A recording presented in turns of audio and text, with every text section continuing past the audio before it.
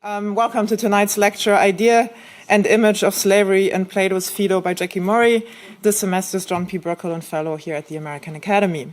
John P. Berkowitz did not only support this institution financially, most of all with this fellowship, he was also a member of its board of trustees, and he gave us valuable advice, always passionately dedicated to the humanities.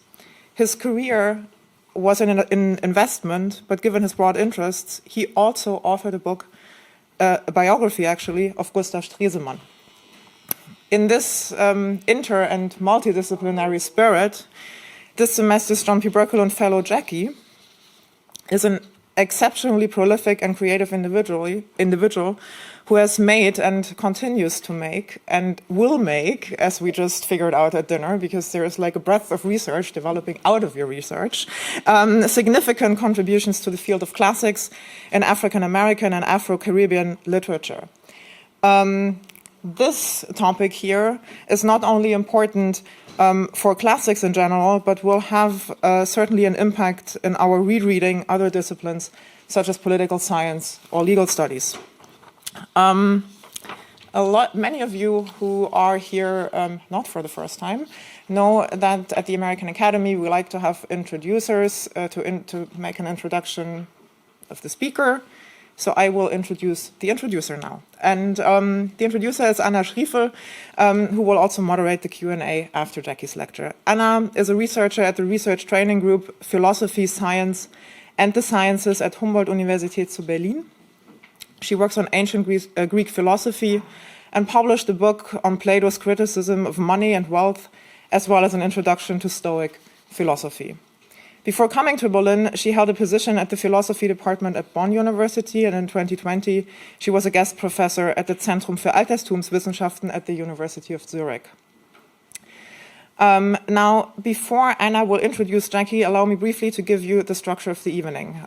We will have the introduction, then we will have Jackie's lecture, and then you will be able to follow a wonderful conversation between Anna and Jackie. And Anna will also be the one who will take your questions. As you hear the talk, as you hear the conversation, formulate the questions and then raise your hand, and we will try to take as many of the questions as possible. There's one more thing that I would like to say about Anna and Jackie, because before we were just talking about how they met. And actually they don't really know each other for She's already laughing. I haven't even said anything. They don't know each other for such a long period of time. They sort of hit it off at a conference, and they are both outstanding scholars. And I think it's just a natural that out of that developed like not yet a lifelong friendship, but a lifelong friendship, or something that has the potential to be a lifelong friendship. It's an honor to have you here, Anna. The stage is yours.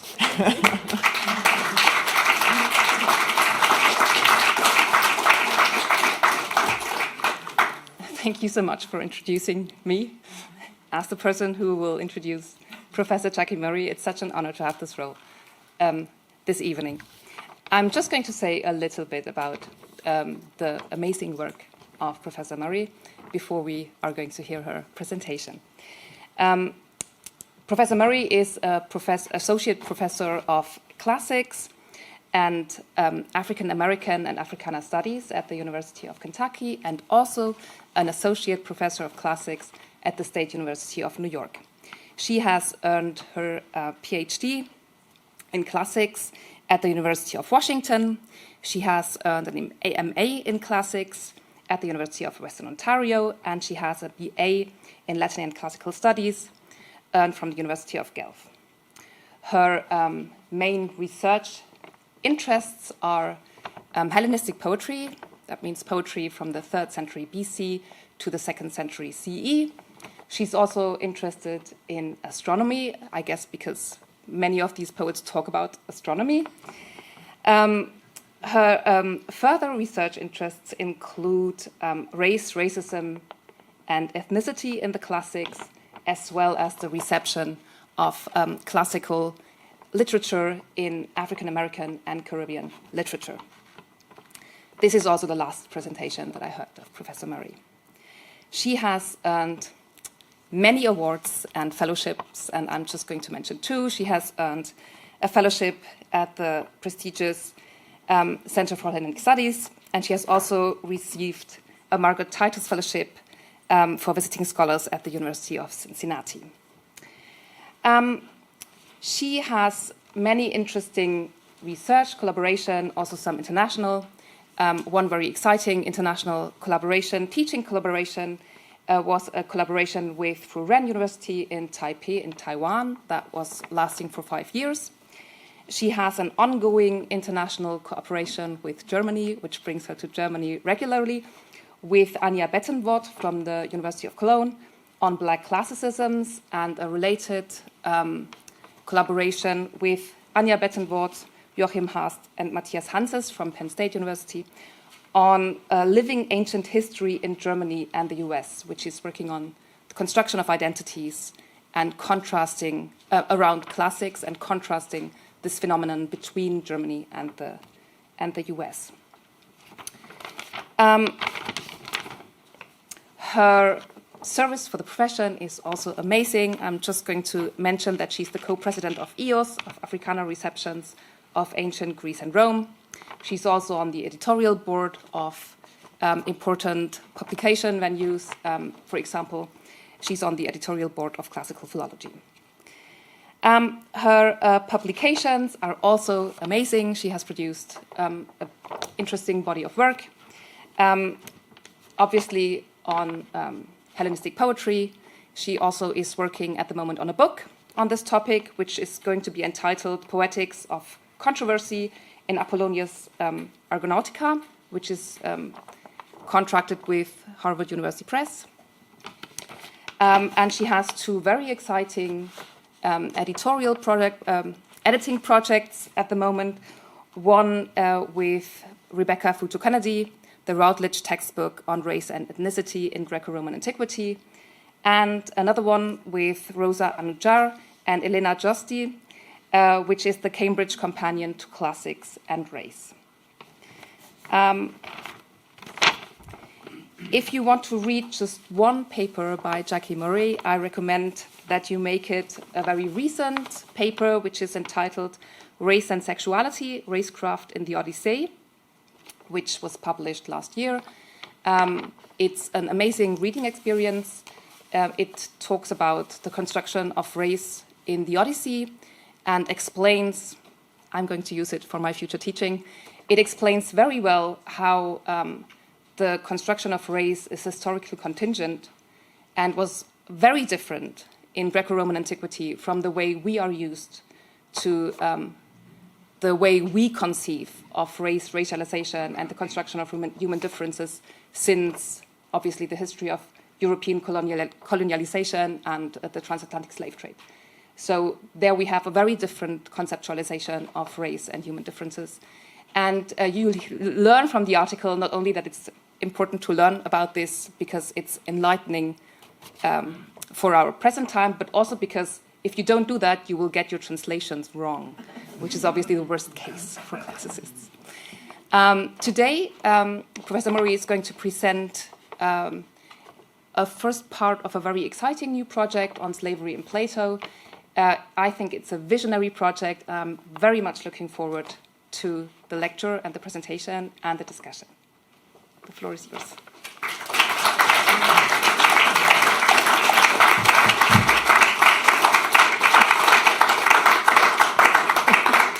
Thank you, Anna, and thank you, Berit, for the wonderful introduction. And it's a great honor to be the John Birkeland Fellow in Humanities here at the American Academy in Berlin. And I'm very grateful to my fellow fellows and the staff and everyone that's been very helpful, especially Johanna and Berit and Matthias and Gabby in the kitchen. I also want to give a special thanks to my project co-writer, David Kaufman, who is at the University of Associate Professor of Classics at the University of Transylvania in Lexington, Kentucky, who is on the Zoom with his students, who he's forced to be there to listen to the lecture. So the idea and image of slavery in Plato's Phaedo. And I want to begin by trying to suggest that the idea of ancient slavery is not too distant from modern slavery. So on the 25th of March in 2015, the United Nations officials in New York headquarters unveiled the Ark of Return, a permanent memorial to the victims of slavery and the transatlantic slave trade. The monument acknowledges that the enslavement of Africans was one of the horrific tragedies of modern history.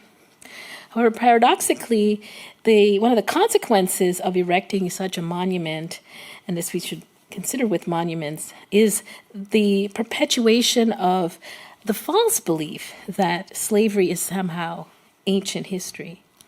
Yet, as many of those who work on human rights tell us, slavery is not a horror safely consigned to the past. It continues to exist throughout the world, even in developed countries like France, dare I say Germany, and the US. According to the 2021 global estimates, 49.6 million people are in modern slavery on any given day, either forced to work against their will or in marriages that they were forced into. Forced labor counts for 27.6 million of the modern slavery, and forced marriage is 22 million. There are aspects of Western, these are just statistics here. There are aspects of Western economies that are, or at least seem to be impossible to disentangle from the atrocity of slavery. And this is not just in reference to the way certain classes and races in Western societies still benefit from the legacies of unaddressed atrocities of the colonial era slavery, but also because many prominent industries that give us the luxuries, for example, mining, electronics, even fashion, are not far downstream from forced labor or child labor. This is the next one. No matter what the technical or legal or moralistic justifications or economic rationalizations are that are used to redefine slavery, there's a constant across time and place about the enslaver-enslaved relationship, and that this relationship is created and maintained by violence and therefore is irredeemably unjust. Granted that we are now sufficiently distressed about the persistence of slavery today and want to do something about it, trying to understand the views of a philosopher who lived about 2,500 years ago in a democratic slave society may not seem to many people to be necessary or even important. Yet, not much about slavery has changed since antiquity. It's important to stave off common misconceptions that ancient Greeks only enslaved people from conquest and war or through piracy. Enslaved people entered Greek households, farms, brothels, mines, etc., in much the very same way enslaved people do today. Many are abducted, many are purchased from slave markets, and in the ancient world, these markets were not supplied just by Greeks, but it was a global endeavor. Even those whom Greeks did enslave through war or piracy also ended up in slave markets. Whereas the ancient slave markets were open to the public, modern slave markets are hidden from view.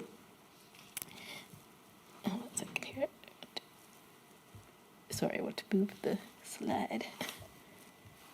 That's it. Yeah, this is the slide I want. Trying to lighten things up. Whereas, so I said, so for Plato and his contemporaries, though, the ambiguity of all the violence and the dehumanizing cruelty rendered slavery for them mundane. Yet, if their writings and the plays and art that survive are any indication, the ancient Athenians were not numb to the immorality and injustices of enslaving other human beings. Now, one way of accessing the ancient understanding of slavery is to focus on the use of language.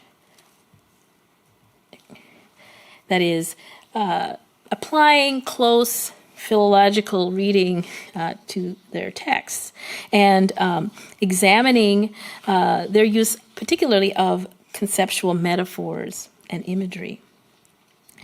So in their field, Changing Classic, Metaphors to Live By, George Lakoff and Mark Johnson argue that metaphors we live by are not simply a matter of pure language, that is, just mere words.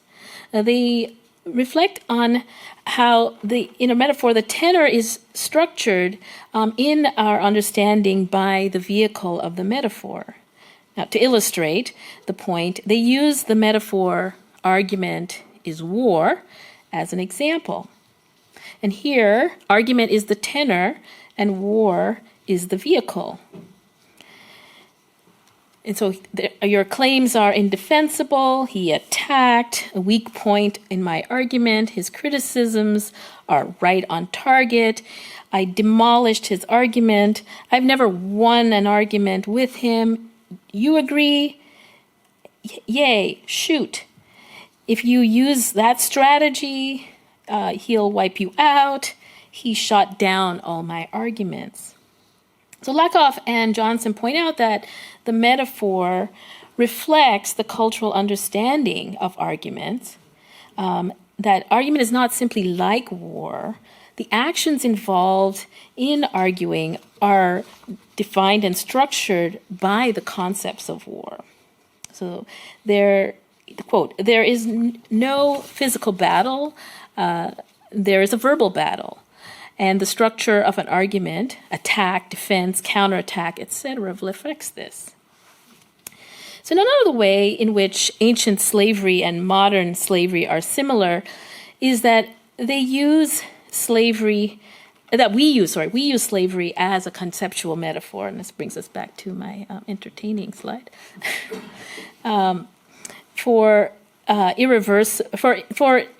We use it for the irresistible carnal impulses. This is the genealogy of this idea, of course, traces right back to precisely the people we're talking about in ancient Athens, writers like Plato, who used slavery as a conceptual metaphor for the subjection to desires and pleasures. So we can conceive of cigarette addiction as slavery. We can imagine a slave to fashion. We can be a slave to the rhythm. But the significant difference between us and someone like Plato is that most of us are truly insensate to the everyday brutalities of slavery. So for us, slavery is like a Greek tragedy. All the disturbing and gory actions happen off stage. While we can connect the dots between being a slave to the rhythm and claims of slavery like exploitation in the music industry, it's much harder for us to connect being a slave to cigarettes or to fashion to the suffering of real slaves in the sweatshops and tobacco fields. In part, this is because I would argue that modern interest, or lack thereof, in slavery still reflects 18th and 19th century thinking that was more interested in excusing, justifying, and even defending slavery in their own time, and then understanding and worrying about what the ancients actually thought. So now I'm going to turn to an overview of the project that I'm engaged with my colleague and friend David Kaufman. So what I'm going to present then is going to be the first chapter, or the makings of the first chapter, of a larger comprehensive study of the idea and image of slavery in the dialogues of Plato. Until very recently, maybe in the last decade, slavery in Plato has not received much scholarly attention. No doubt this has much to do with the fact that, on the one hand, what the ancient Greeks and Romans have to say about slavery has been interesting to thinkers in the wake of the Enlightenment only insofar as it is related to the defense and justification of slavery. In this context, although references to slavery, whether literal or metaphorical, are all over Plato, the dialogue form makes ascertaining his views on slavery challenging, and consequently his views by themselves are more difficult to leverage for pro- or anti-slavery agendas. Needless to say, there has been far more discussion beginning in or since the 17th century of slavery in Aristotle, particularly his politics. Not the least because he presents an argument that served the interests of thinkers who were, from a personal economic standpoint, committed to slavery.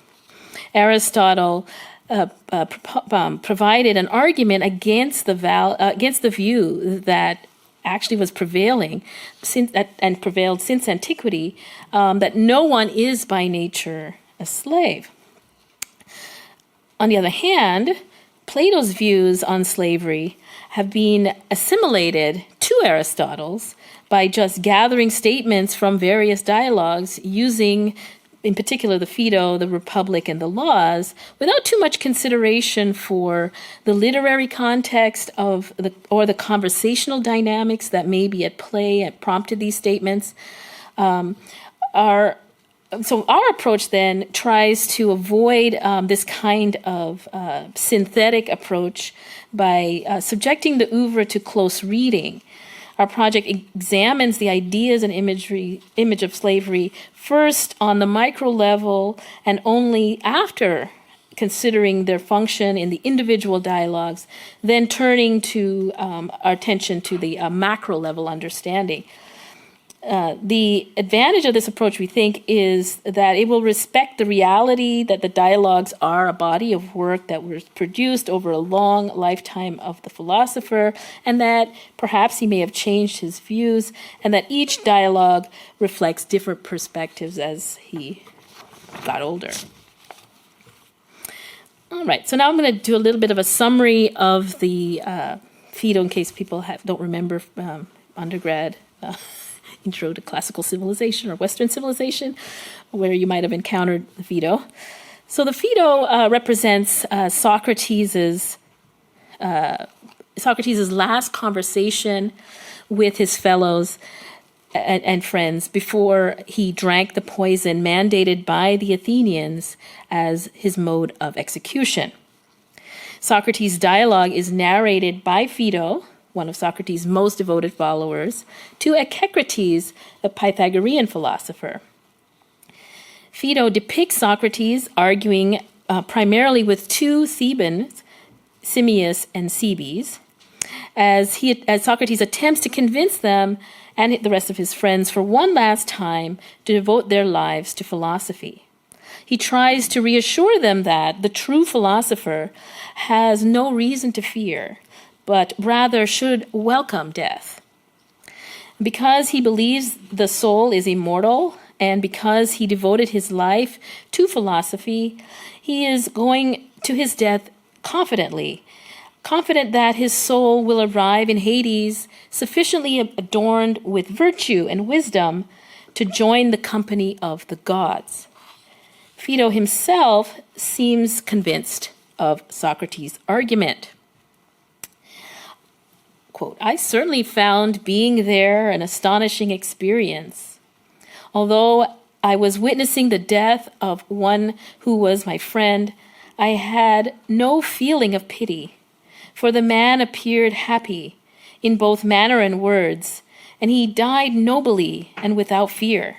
Echecrates, so that it struck me that even in going down to the underworld, he was going to to the God's blessing, going with the God's blessing, and that he would fare well when he got there, if anyone ever does. So the theme of slavery and manumission, I would argue, is heavily foregrounded in this particular dialogue. And this is why we chose it to be the first chapter in our joint book. So I'm just going to go through, enumerate the various ways in which slavery and manumission is foregrounded. I'll begin with Phaedo. So the narrator of the dialogue was once enslaved. According to Diogenes Laertius, Phaedo was captured when the Spartans defeated Elis and enslaved the inhabitants. He was sold to a brothel where he was forced into prostitution. Socrates met him by chance and arranged to have Crito, or possibly Alcibiades, pay for his freedom from the brothel. And he became a philosopher thereafter. In the frame of the narrative, Phaedo explains to Echecrates that the Athenians delayed Socrates' execution because his trial began just after the god Apollo's festival, and you could not execute anyone while the festival was on. Now, while awaiting execution in prison, Socrates composed poetry, a hymn to Apollo, and the versification of Aesop's fables. He claimed that he's doing this just in case. He had misinterpreted for all these years the recurring dream that he had, which was telling him to practice musicae, which he had always understood to mean philosophy. But given that he's got this sort of stay of execution for a while, he's just going to hedge his bets here.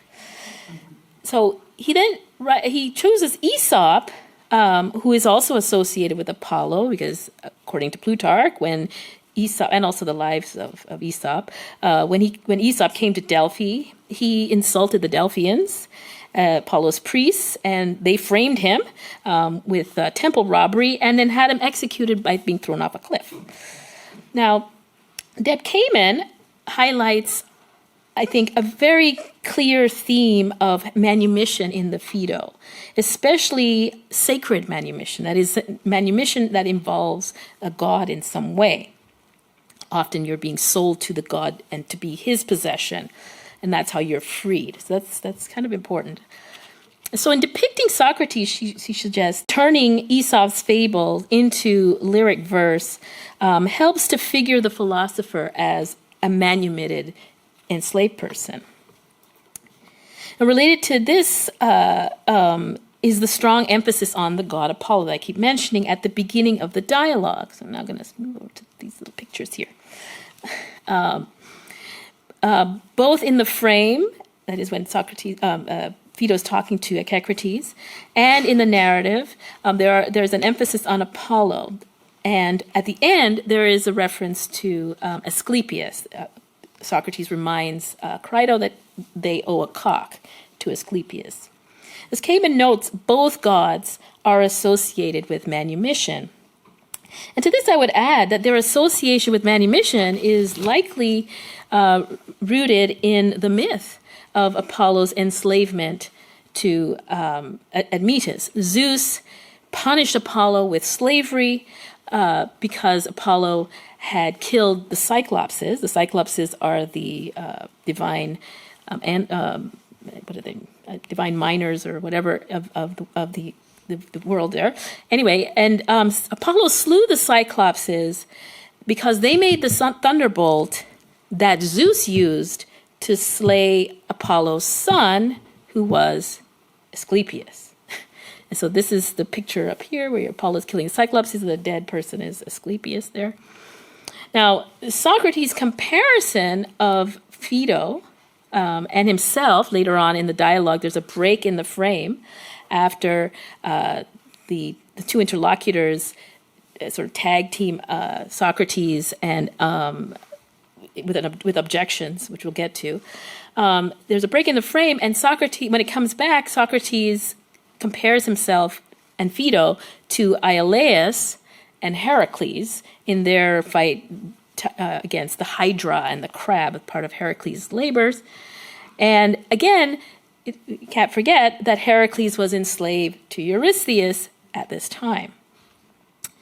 Anthony Long suggests that, another aspect, that Socrates most likely played a significant role in popularizing the metaphor that of slavery in philosophy, of slavery, being enslaved to your emotions.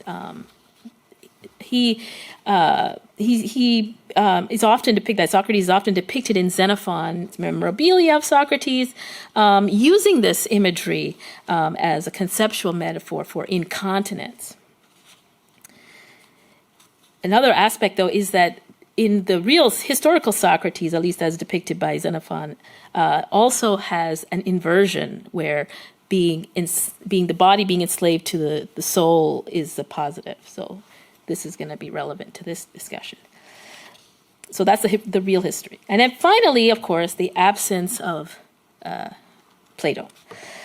So Plato, this is foregrounded, I think, in the dialogue. He doesn't have to say that he's not there, but he explicitly says that Plato was not there, he was ill. And this, I think, draws attention further to the function of the dialogue itself as an exploration of Socrates' use and connection to this imagery of slavery, and using him as a metaphor and a manumission as a connection, or as a manumitted slave as a metaphor for his death. Okay, so now let's move on to the actual discussion of the text. So the enslaved soul. All right. So these literary aspects that I've just sort of laid out, and there are others, but these are the most prominent ones, intensify, I think, the apparently contradictory usage of the slavery metaphor that we're going to find in the dialogue.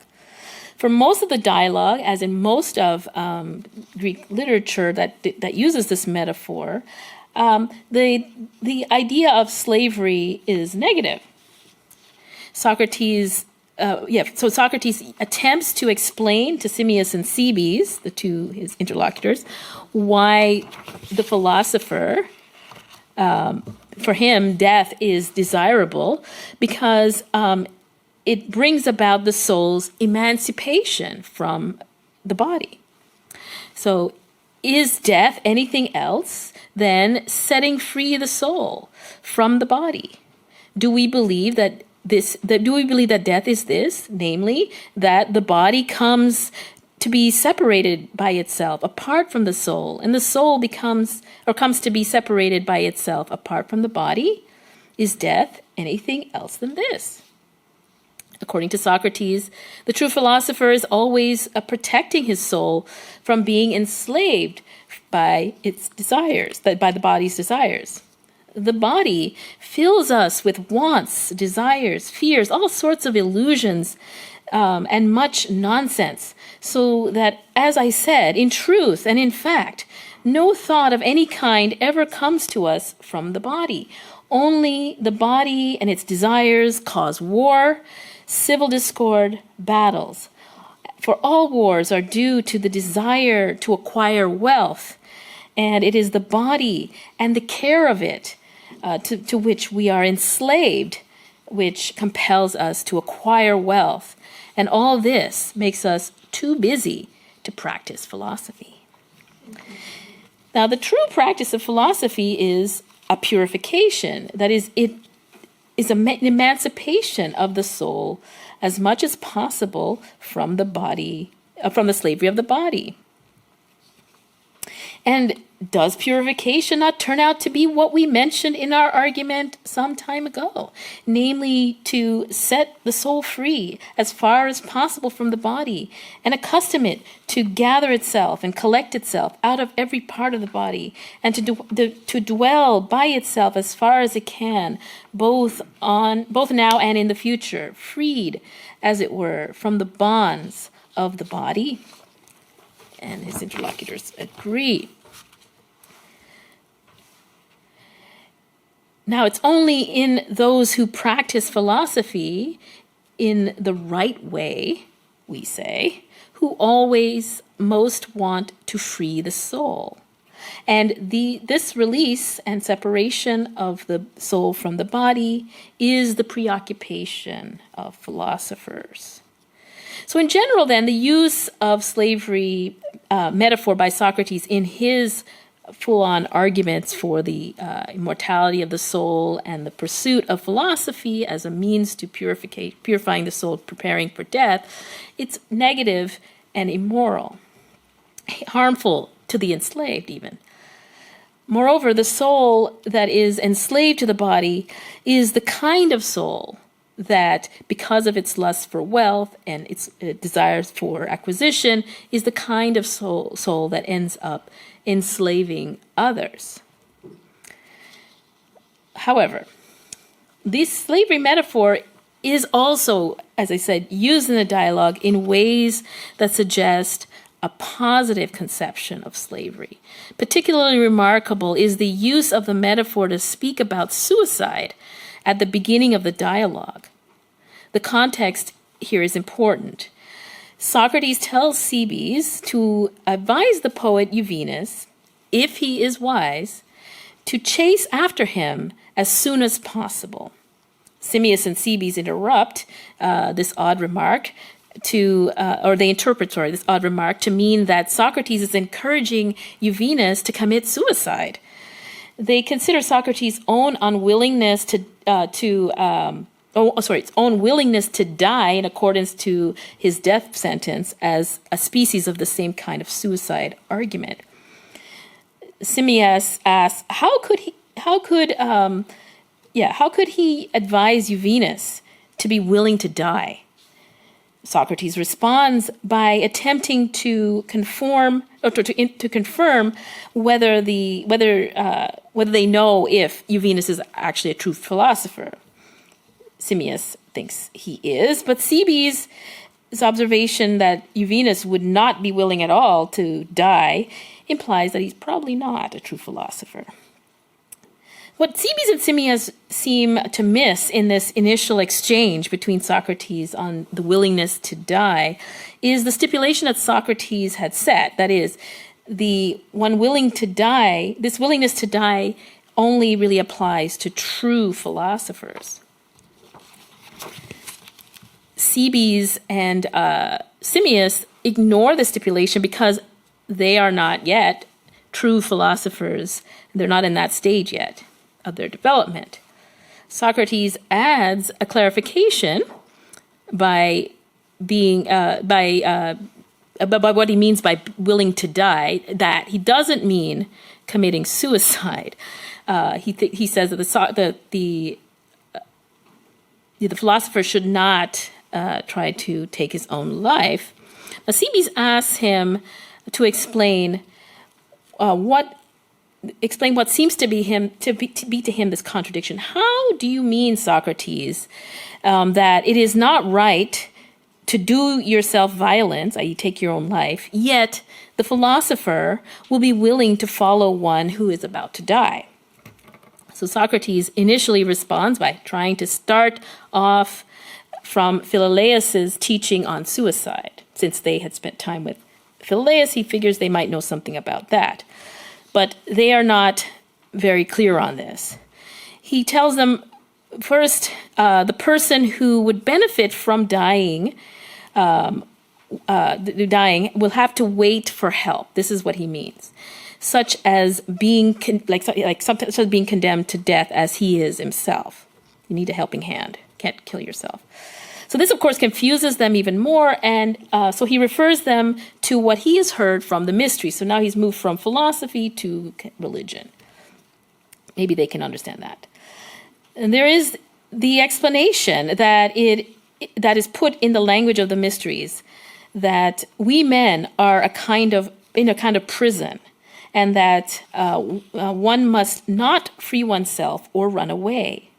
That seems to me an impressive doctrine, and one not easy to understand fully. However, Cebes, this seems to me well expressed.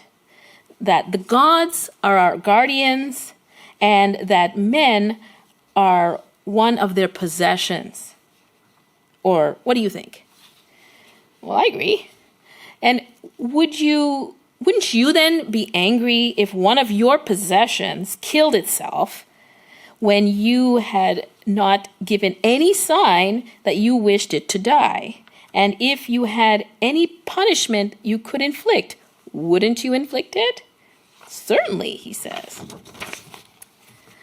Perhaps then put this way, it's not unreasonable that one should not kill oneself before a god has indicated some necessity to do so, like the necessity now upon us.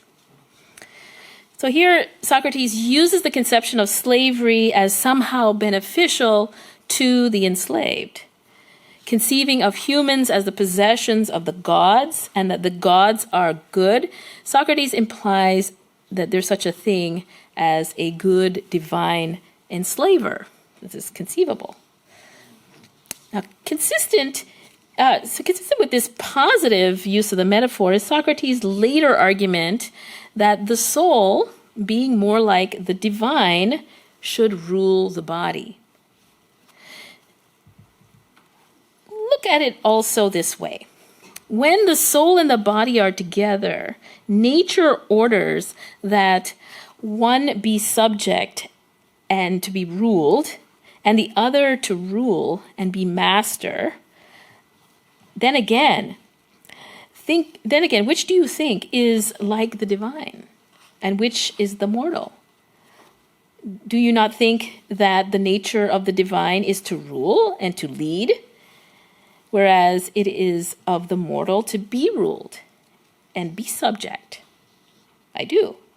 So which then does the soul resemble? Obviously, Socrates, the soul resembles the divine, and the body resembles the mortal. So once again, Socrates offers a conception of slavery where the masters, rulers, or enslavers are good, so long as they are divine. Now, without recourse to other dialogues, I would like to argue that the contradiction is somewhat illusory.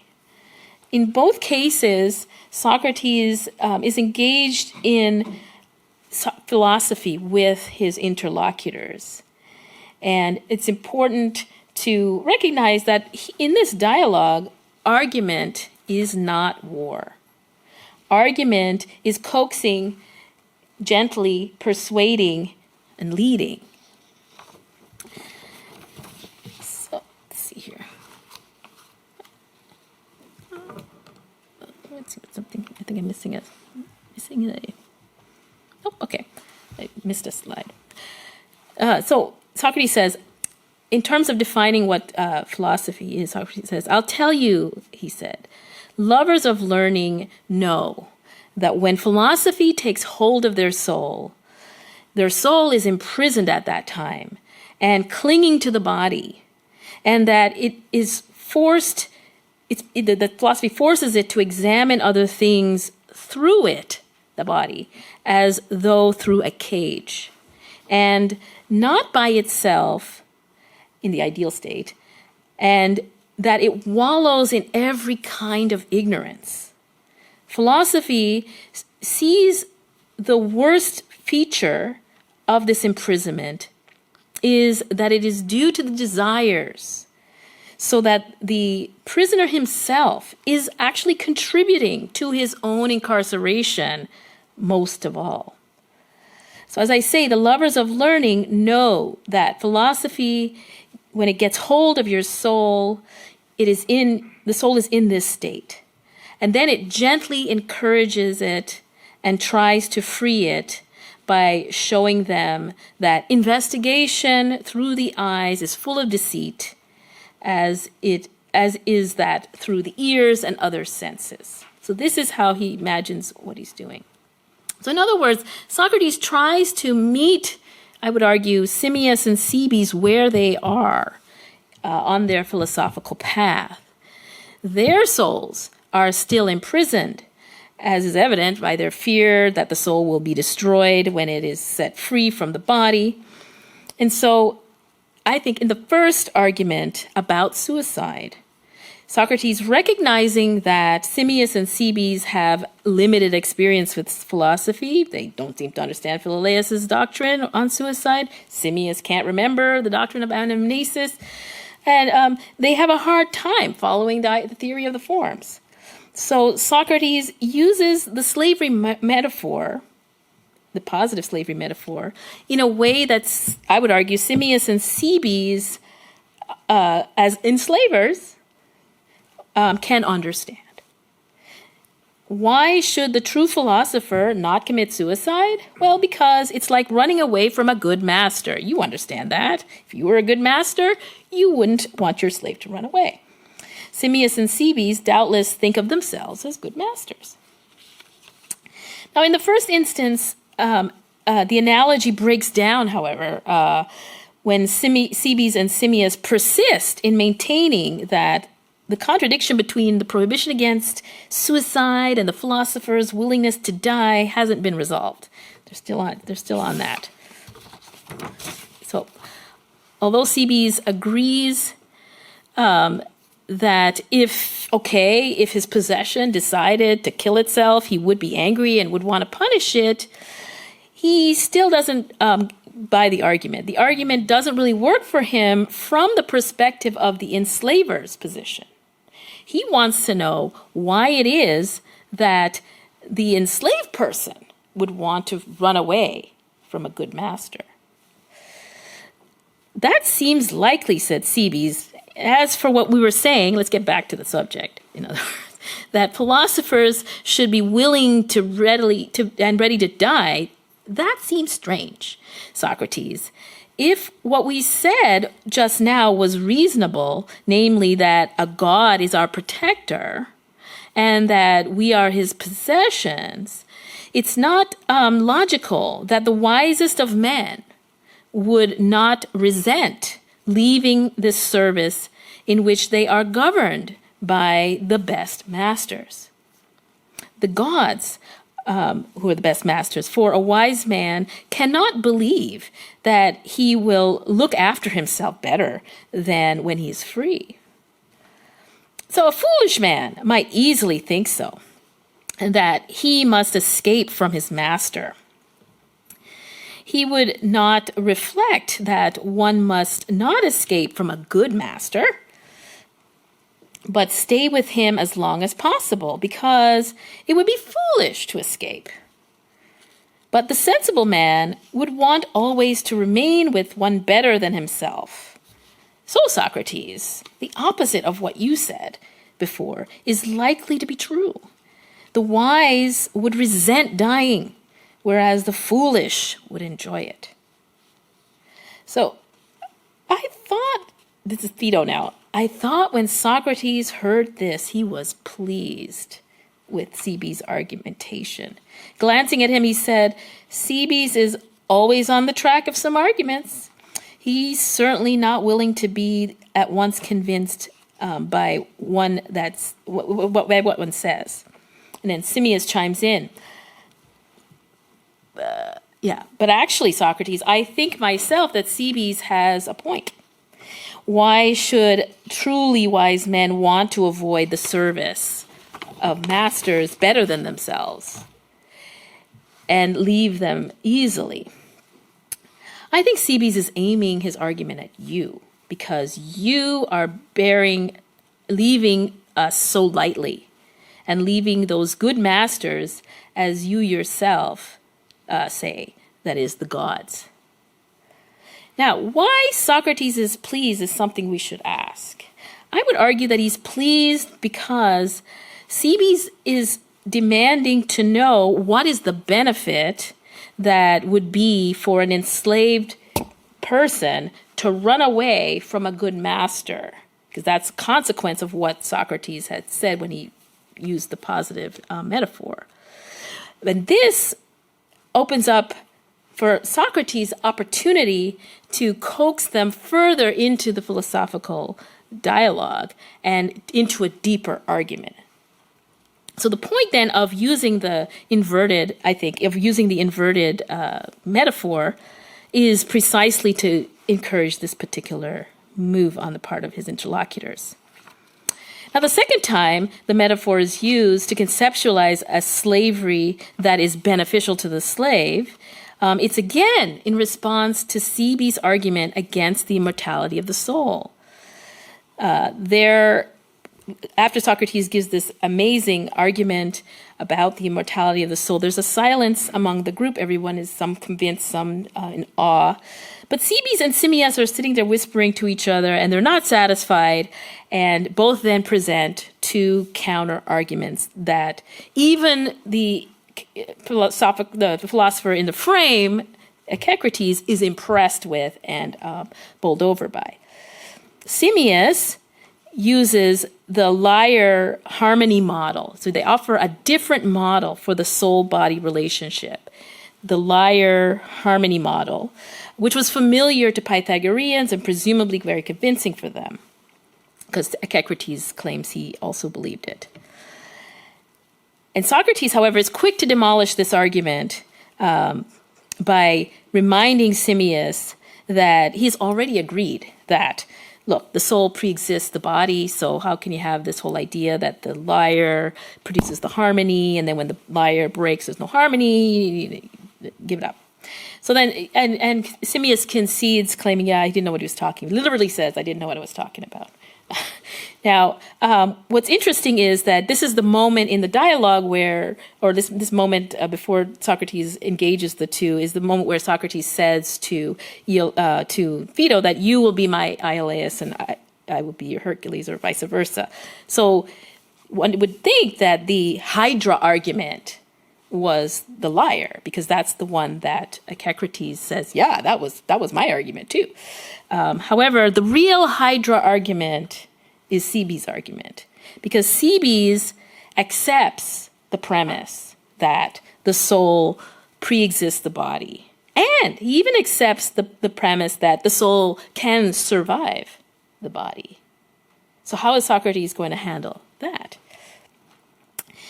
So according to Seebe's, since Socrates doesn't know, actually his argument is about the cloak. So it's sort of like our mortal coil argument. You shed your mortal coil. Here it's the argument about the cloak. It's a weaver who weaves a cloak.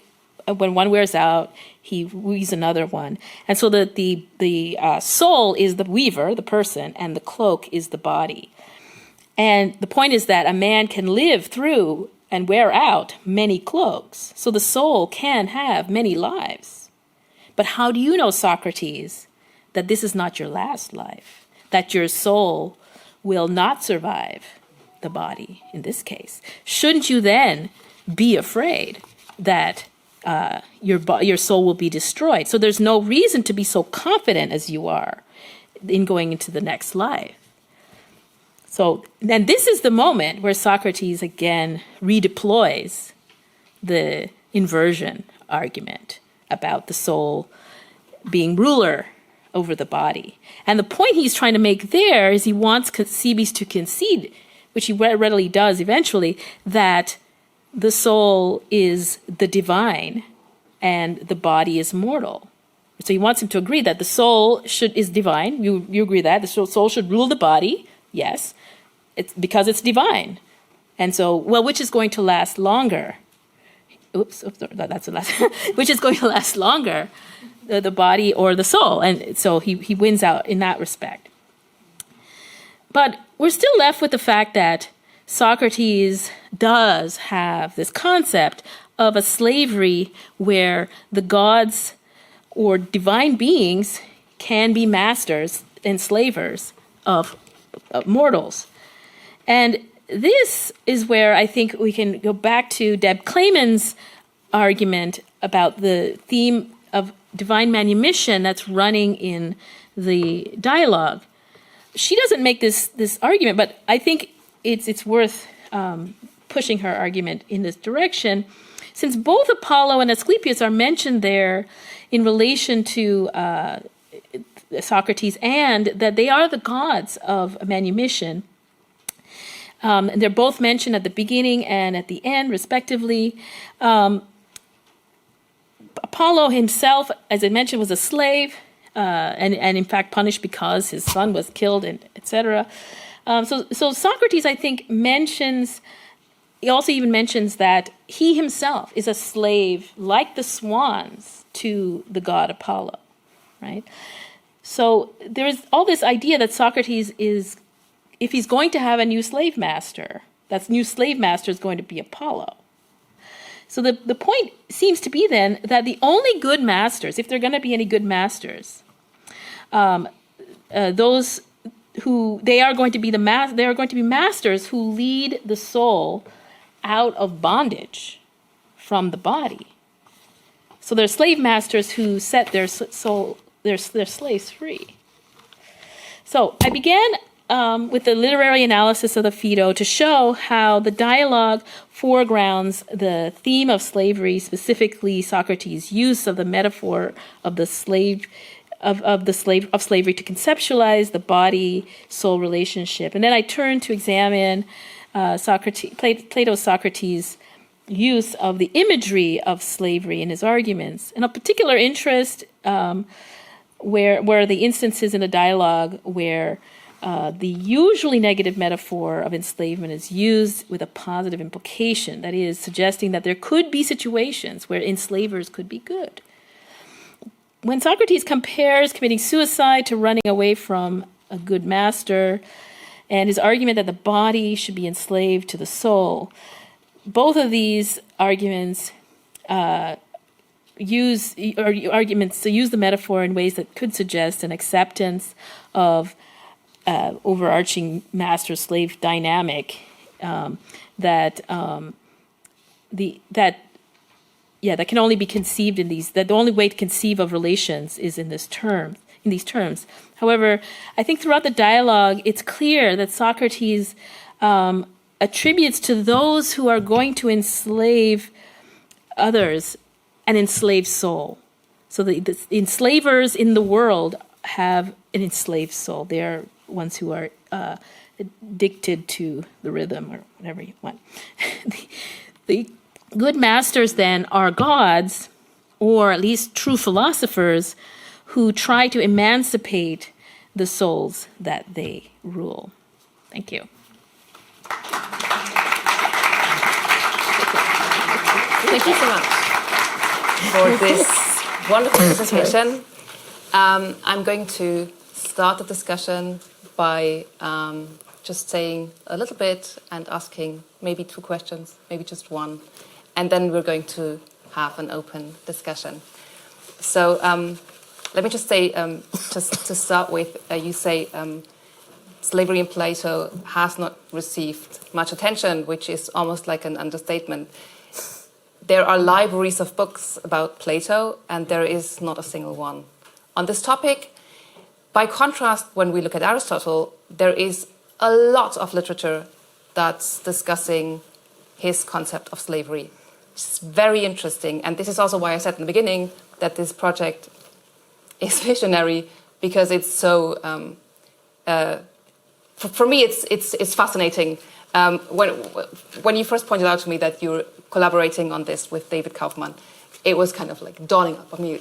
Wow, like there is nothing on this topic so far. And then in your presentation, I was thinking again, it's just fascinating that this has not been studied, because like already in the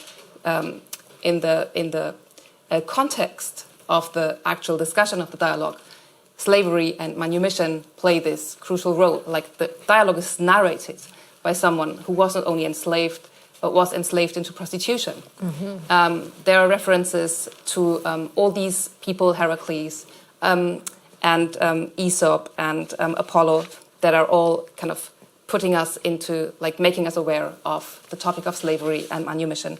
And then the central arguments that the dialogue presents on the immortality of the soul are all, or many of them, or very often, presented with his imagery of slavery.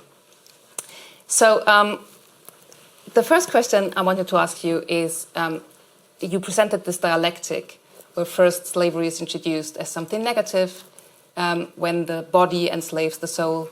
Then again, we have something that sounds almost like a positive usage of the slavery metaphor. where we get the impression maybe Plato is neutral on slavery there. Because it just depends on who has which role in the slave-master relationship. But then at the very end, we get the impression again, well, if the good master is one that lets the enslaved subject free, maybe it's not so neutral on slavery. Right. Could you say more about that? Yeah, that's exactly the issue that got us excited about this dialogue. Yeah, is that the moments when he actually uses the positive version are moments where I think he's trying to get his interlocutors, who are not even close to being true philosophers yet. They are still interested in pleasures. They're worried about their body, their soul disappearing after death. So they clearly are not there. So they can only understand things in their conceptual framework of slavery. And for them, well, they think, well, being a good master is better than not being a good master, right? And so he starts from there, assuming that you guys are good masters. Wouldn't you think this? Because he wants to get them to the place where they recognize that it doesn't really work with the argument that he's actually presenting, right? But they have to understand the argument first, and they don't understand. I keep reading. Every time I read it, I'm like, can you get off the opposition thing? Like this argument that Socrates makes about it's opposite, the opposite creates the opposite, and the Cebes in particular is just like can't get it. He just cannot understand it. And so they just really, it shows them having a hard time understanding these deep arguments that Socrates is making as someone who's really achieved the philosophical purity that everybody's goal is, right? He has achieved that, right? So he's about to go confidently into the afterlife, knowing that he has done everything possible to free his soul from the body. And then there are moments in the dialogue where that's really being emphasized when Cebes or Phaedo says, "Hey, Socrates, the guy that's going to give you the poison says, stop talking so much. It irritates your. You're going to make it harder to digest the poison, and then you're going to have to take it 3 or 4 times." And then Socrates says, "That's his problem, not mine, right? If I have to take it 3 times, I'll take it 3 times, right? So just move along, right? So I'm going to talk as much as I want." So again, showing that he's not worried about any of this, and he's constantly being shown as not worried about any of it.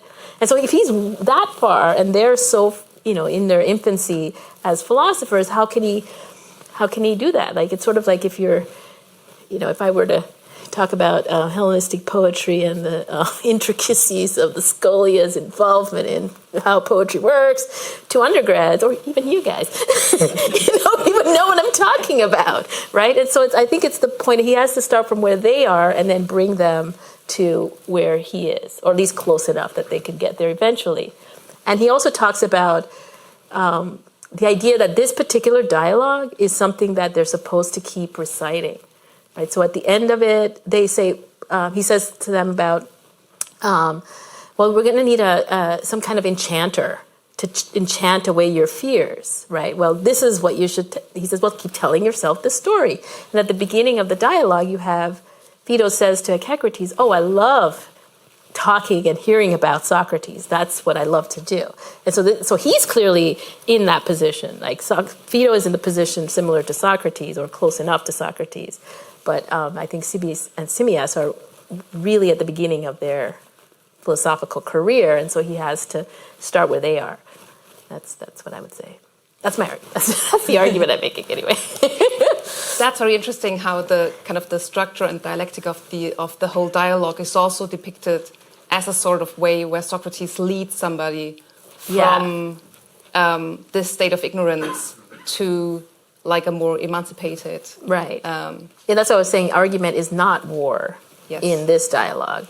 In some of those other dialogues, Socrates can be very belligerent. But certainly in this dialogue, he is definitely not. And actually, Phaedo comments on it too. He says, I was really amazed after the sort of, okay, they've given this amazing argument, these two amazing arguments, and then Phaedo says to Socrates, I was really amazed at how gently Socrates treated them in bringing them to understanding. So again, it's this idea that he's not fighting with them. He's not, the way we think about arguing, he's not debating with them. He's trying to, it's more important to him that they actually get to where he is than for him to sort of win over, as you see in other arguments where he does that. Can I press you once more on this question with the neutrality on slavery? Just like in the first part where slavery is kind of depicted very much critically, you also made this point that whenever a soul is enslaved to the body, then these people are very likely to also enslave other people. Yeah. And and then we talked about this over dinner, that there is this kind of vision in Plato of a society where people, at least some of them, are not enslaved to their bodies, and this society might be one where there are no slaves. Right, yes. So Plato writes like in a context where slavery is very much accepted. Do you think this is like a stance against the enslavement of other human beings? Or would you be more cautious? Well, I think at this stage we'd have to be more cautious because we haven't, beyond the Phaedo, the Republic, and David is working on the Meno and the laws. He said, I want to be more cautious, but it is the case that in the Republic, the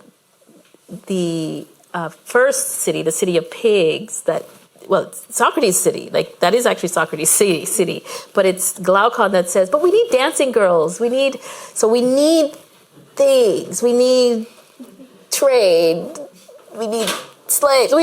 That's what he seems to suggest. Then they have to build this other city where they then explain how slavery comes in. And so I think he is opposed to, really what he's opposed to is the enslavement of you as the individual to your desires, because then that will lead you to being an enslaver person, right? I think so. Ultimately, I think he's against slavery, but that's because it's a manifestation of your soul being addicted or enslaved to your desires, your pleasures, etc. Thank you very much. That's super interesting. I'm now going to open the discussion to everybody in the room and also everybody who is with us online. Any questions, comments? I see a hand over there. Yes.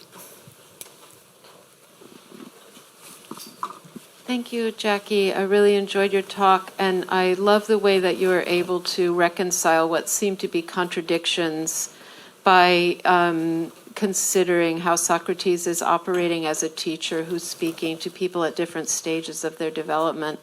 This is also the way that we reconcile certain contradictions within the Analects. And Confucius actually makes it quite clear at one point. He says, well, I said this when I was talking to this person. I said the opposite when I was talking to another person. What's so hard about that? So I think this is a really great, very productive kind of approach. And I wanted to ask you about a couple of things that struck me, not necessarily just within the context of this one dialogue or even within the context of Plato's thought, but just things that I was thinking about when you were talking. And one is whether there's a distinction to be made. At one point when you were talking about the master and the slave, you used the word governing. I just wonder whether there is not a difference between being governed and led and being owned and ordered, and whether those words, I don't know if those words are the same or, how you're thinking about that. And then the other question that I had is whether it's possible for a slave who is wise enough to perceive that his master is better than he is to actually Like, is that even possible? Or can a slave who perceives that his master is better than he is he's already his equal? So, right, if he's really able to understand that. So that means that it's a logical contradiction that there could be anyone who would willingly accept slavery. Yeah. So to deal with the first point, yes. So in the more detailed, larger version of this, when we get to it, I do want to suss out, because sometimes the language of mastery over slaves is synonymous with the mastery of government, right? And so conceptually, ruling literally the state is a master-slave situation in their minds. So it is. So those two metaphors or conceptual metaphors operate together in Greek thought, right? And so in the dialogue, you do see Socrates. He does use despotes, being a despotes or whatever over sometime in this particular positive ones too. But he quickly moves from that to krateo, ruling or leading. Like he only throws it out once, and then dials it back to just being in control, or right, or so. But it's because I do think that there is this really difficult entanglement between how you rule the state or how you rule your household and actually being a slave master. So he's working against that, or at least trying to work within that. So yeah, part of it would be like to look at how he's sort of shifting the semantic field of these ruling words away from slavery, even when he's actually using that positive thing, because he only gets it's sort of like he gets them in the door, and then he's like, okay, now we're going over here, right? Yeah. But your other question again was about Whether it's the slave, whether it's possible. So, Phaedo is the perfect example of this, right? Where he wasn't the enslaved person, right? And viciously enslaved by a vicious enslaver, because he was sold into prostitution as a young man, and so. But he had presumably a teachable soul, right? And so Socrates manages to get him freed. Either Phaedo or some say Alcibiades paid for him, bought him out of slavery, and presumably set him free. It's possible. It's definitely. He seems to have that. I think that's the role that Phaedo plays in the dialogue as an example of here is a slave. Physically was a slave, right? But he is a philosopher, right? And we have other examples in Epictetus, I think, is another one that was a slave that's a philosopher. So we have there's definitely an issue there with the idea that it's possible, right? Because and then also the way he uses the word for inferior and base is another thing. The inferior folks are in the dialogue are the folks who are enslavers. Again, the ones who are enslaved to their body, blah, blah, blah. The same word that would be used for slaves, like you inferior being, right? That word is actually used to talk about the person who's enslaved to their body, the enslaver, right? So he is really concerned about that, yeah, that it is possible to have a slave that is superior. Yeah, Michael? First of all, really great, interesting talk. I'm looking forward to the book. To sort of follow up on that question and ask at the same time a question about the bigger project, another famous enslaved philosopher was Plato. Right. Well, yeah, there's that whole story about, the laws, when we get to the laws, right? Because, historically then, after going to try to convince, is it Dion Dionysius in Syracuse, whatever, the tyrant in Syracuse, trying to convince him that to set up a philosopher king set up in Italy or Sicily, he gets enslaved and then has to be ransomed. Plato himself has to be ransomed. So I think that experiential aspect of him is relevant when we get to the laws, because that we know is written the latest, and so we can guarantee that he's already had that experience. And so I think we do have to take it into consideration when we get to the laws. So David, if you're listening, that's for you. What's your other question? No, that was it? It was for both. Yeah. Oh, okay. So, yeah, it's interesting that the experience didn't sour him on the whole institution. Yeah, so yeah, Entirely, yeah. Well, he probably thinks that it's just like, I can't get around it, because people are going to be enslaved to their desires. Are there questions online? There are several questions. Okay. So I'll start with two questions from the online world. They are all joining me in thanking you for an excellent and wonderful talk. So this is first of all. You're welcome. And then there is a question about the positive conception of slavery. In the Phaedo, Socrates says that the rational soul lords over and rules bodily appetites and pleasures, not just by soft means, such as persuasive arguments, but also, says Socrates, by harsher methods that resort to force and pain. Can you say a little bit more about that distinction? Yeah, so that's another. That's in the that's the other. That's in the same argument when he's trying to convince Cebes of that, right? Yeah, and so again, he has to explain how are you going to get the soul, the idea. This is the philosophy is coming at the soul and meets the soul in the prison, right? That's where that comes. That particular passage is in that section where he says, so when philosophy gets hold of the soul or meets the soul, right? It's when that soul is in prison. So it's that soul is enslaved at that time, and so the only way in which philosophy can get that soul out of prison is these various means. It has to take it where it is and then move it forward. So sometimes you have to coax it, sometimes you have to drag it and whatnot. Yeah, and it's because of the method of the fact that the soul that you're talking to or engaging with is an enslaved soul. So this is why I'm saying that it actually works with my argument that what he's doing with Cebes and Simmias is that they're enslaved souls, right? And so he has to speak to them in terms that they understand, right? Which is that, well, and they're at least at the point of where there's such a thing as good masters for them, right? So, okay, fine, we'll work with that. Does that help the person online? I hope so. Can I ask a second question online? Because there are quite some, we have a lot online. So the second question here relates to the Republic.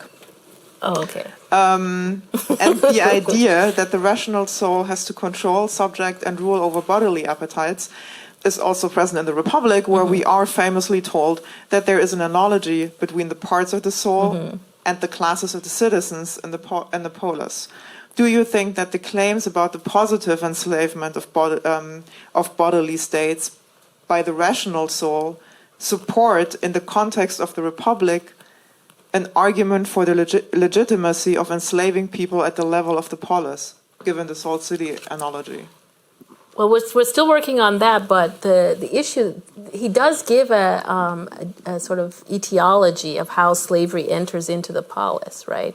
And that is because you get this timocratic soul is in the ordinary people, the craftspeople's group, and that soul is not satisfied with its station, and then creates rebellion, and then that produces slavery, right? So there's a genealogy that he's given, or an etiology for where slavery comes from in the city that probably speaks to that question. But we're not there yet. Like, that's one dialogue at a time.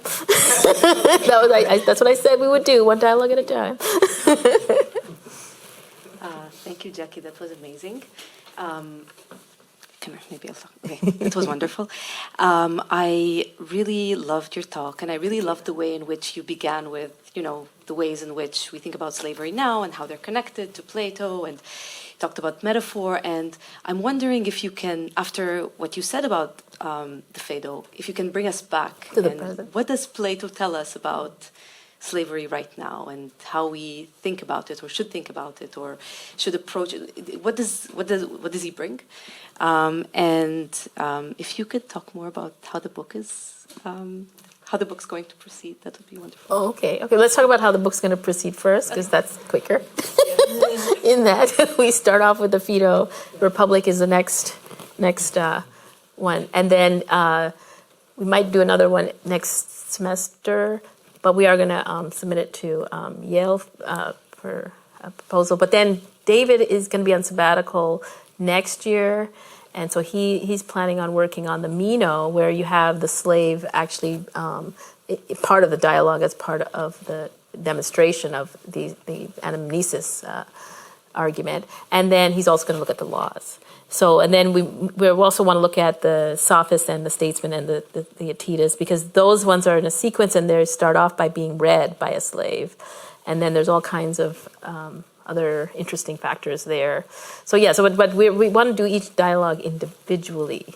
So yeah, it'll take a while. We don't imagine this done in yeah. But in terms of bringing us back, I think that the thing I wanted that I want the project to ultimately bring us back to is that's sort of why I had the sort of slave to the rhythm, because it is our excessive acquisition, which is what Plato talks about, that it's our lust for products, lust for everything new and this kind of thing. This is actually fueling the slave industry. So perhaps if maybe each one of us tried to be less enslaved to our bodies, we might have some downstream effect on the actual slave industry. But we could also get involved in the anti-slavery work with the UN and other things, and be conscious about what we're buying. Like be aware of what companies don't care about, where their stuff's coming from, that kind of thing. So yeah, I think it can help in that respect. Hey, so thanks so much for the talk. As you know, I think the project is great, and I'm only with difficulty restraining myself to the Phaedo. But I have a kind of narrow question about the Phaedo. Okay. So I've always felt like the response that Cebes and Simmias being all, sort of punchy and like giving Socrates, or using a kind of Socratic argument against him at the end, they're still making the wrong response. Yeah. And so what I want to ask you is just to clarify something about what you think is pedagogical about, or pedagogical is sort of directed at the interlocutors there. Oh, exactly. Because I would have thought it's totally clear that there's a theme of divine manumission, as you say, but where that's the gods releasing Socrates from his slavery to his body. Right. And not the gods releasing Socrates from his slavery to them. You mean you mean from them as actual slave masters? So this is why, and I'm just wondering, like, how do we quite get out of that? Because I would have thought that Socrates, on Socrates' own view, like, what if we're slaves of the gods now, then we're slaves of the gods after we die? Like, that doesn't make a difference. And, okay. And so that I would have thought the pedagogical aspect was something else, but I'm not sure. Okay. So I would say that I don't think everyone's enslaved to the gods. I think that's the point. You become enslaved to the gods when you're a philosopher, right? And you join the gods and you're Socrates, basically. But, so how does the switching the argument around, you mean, help them?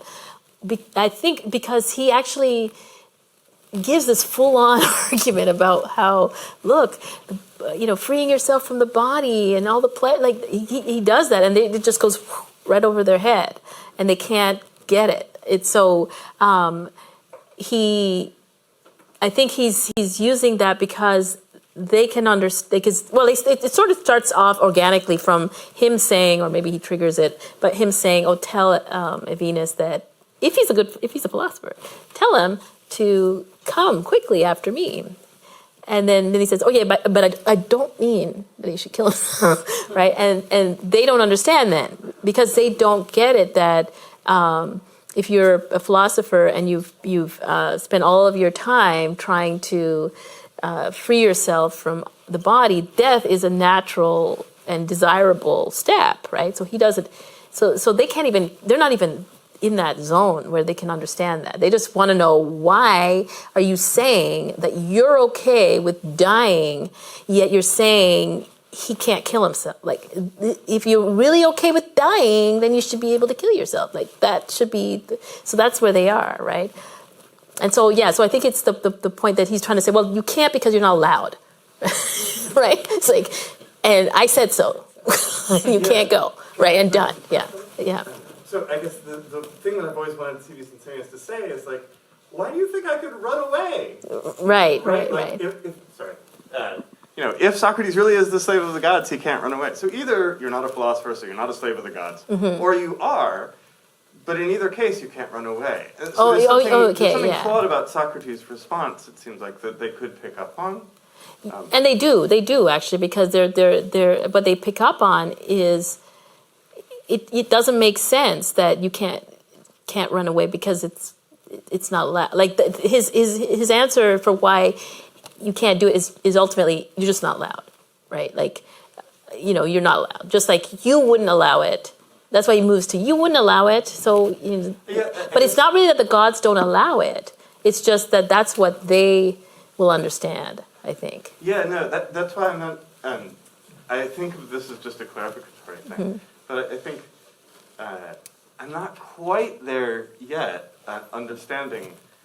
It seems like they still could say, yeah, it's not allowed, but it's also not possible. Oh, you mean to get away from the gods? Yeah. My soul separates from my body, but, like, they still own the soul. Right. They still, but then this is where the manumission thing comes in, is what I'm getting at, is that there is already culturally this idea that if you're enslaved, this is how you free a slave religiously, is you enslave them to the god. So that's already built into the system. So the idea is, like, actually that kind of slavery isn't slavery. It's right. freedom. This is, so it's a very paradoxical idea, but it's like you are now the possession of the god, you're free, right? So that is, I think, that's what we're not getting, because we don't have that as a concept, cultural concept. That's what I think is a real contribution of Deb Clayman there, came in on that, yeah. Thank you, everybody, for contributing to the discussion, and please join me in thanking again Professor Murray.